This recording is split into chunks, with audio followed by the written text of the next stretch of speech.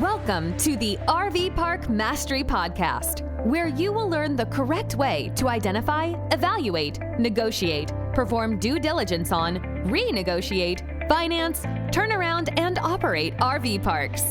And now, here is your host, the fifth largest owner of RV and mobile home parks in the U.S., Frank Rolfe. RV parks come in all shapes and sizes, and so does the pocketbook of RV park buyers. This is Frank Rolfe with the RV Park Mastery Podcast.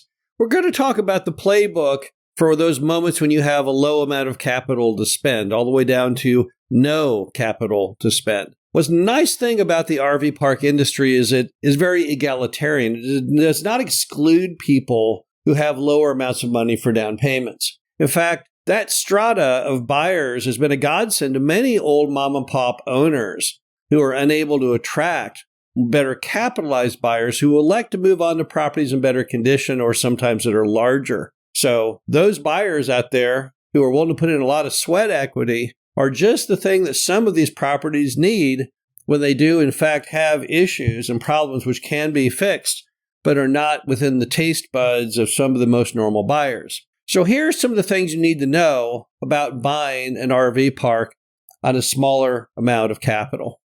The first thing is, I'm no stranger to this idea because I bought in my early career, on the first two mobile home / RV parks I bought both for only combined $15,000 of down payment. So I love those low down deals. To me, a low down deal is always not only a challenge, which is interesting, but also the rate of return is stellar because when you put very small amounts down, your average rate of return skyrockets. However, you have to look for a certain type of property. Obviously, if you want to buy an RV park at a low amount down, you are going to be looking for heavy turnarounds.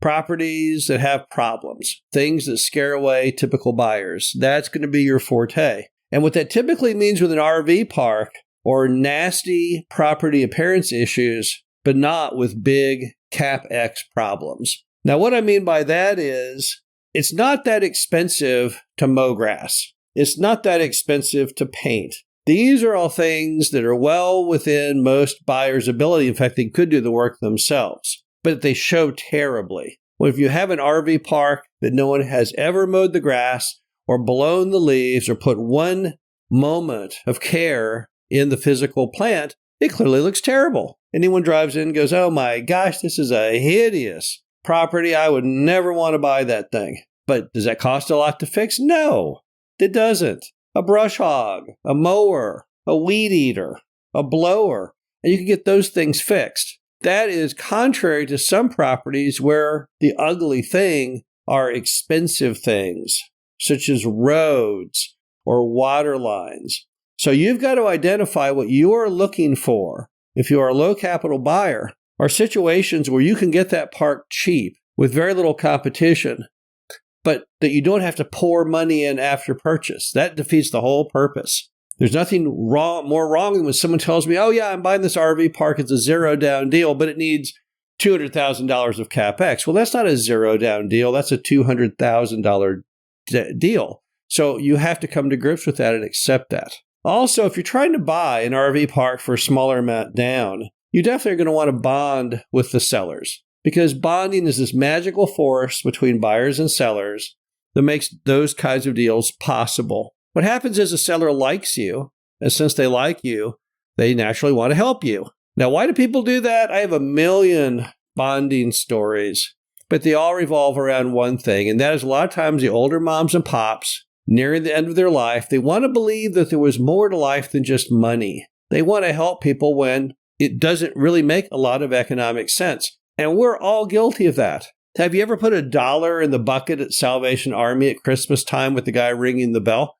Well, then you're guilty of it because that was an action that cost you $1, right? And if we're all about the money, well, you would never put $1 in there, but you put the $1 in because it made you feel good. And that's how a lot of mom and pops are. So bonding is critical. How do you bond with people? You just basically listen to them very attentively. You don't talk, you listen. You create situations where you can hear the whole life story if they care to share that with you. ask questions like, so how did you come to own the RV park? But bonding is critical. You don't have to do it in person. In person's great, but you can also do it by phone. I know that a buyer is well on their way to pulling off a really good deal when they tell me, yeah, I've been talking to the seller for months or in some cases years. That means you've got a very strong bond with the seller. Maybe they weren't ready to sell yet, but when they are ready to sell, more than likely you are going to be the buyer and they will bend over backwards to make that deal work.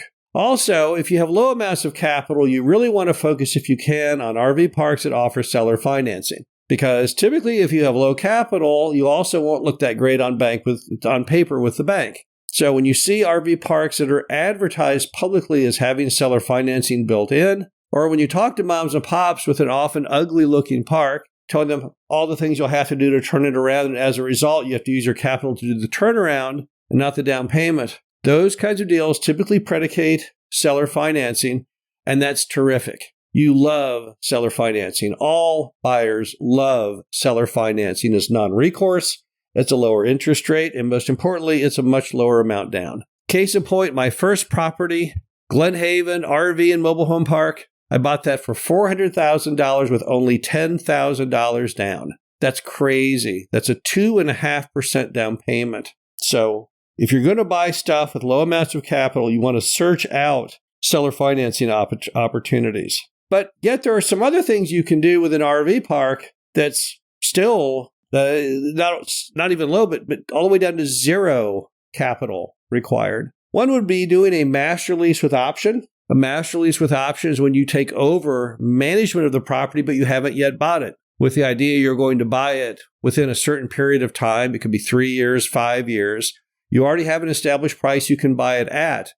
But it gives you years to build up the net income and value of the property to reach the level which you could buy it.